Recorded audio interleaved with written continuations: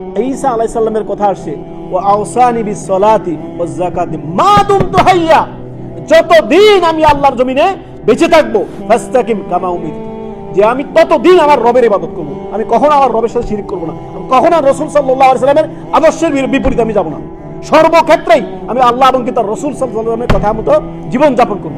এই হচ্ছে আমার জীবন।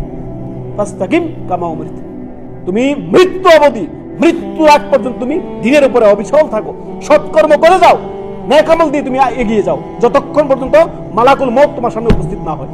এটাই হচ্ছে একদিন মুমিনের জীবন। মুমিনের জীবন শুরু থেকে শেষ নিয়ামতের নিয়ামত।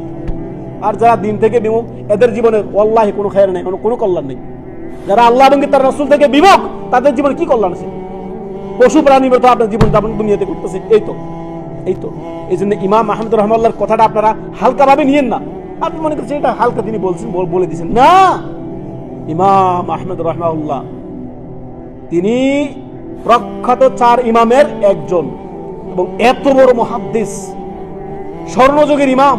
তিনাকে জিজ্ঞাসা করা হলো কখন আমাদের বিশ্রাম কখন মিলবে, তখন তিনি কি বলেছেন? তিনি বলেছেন ইনদা ওয়াদি আউয়ালি কদমিন ফিল জান্নাহ, যেদিন আমাদের পা, আমাদের কদম যেদিন কি করবে, জান্নাতে প্রবেশ করার সময়কাল, যখন আপনি জান্নাতি হবেন।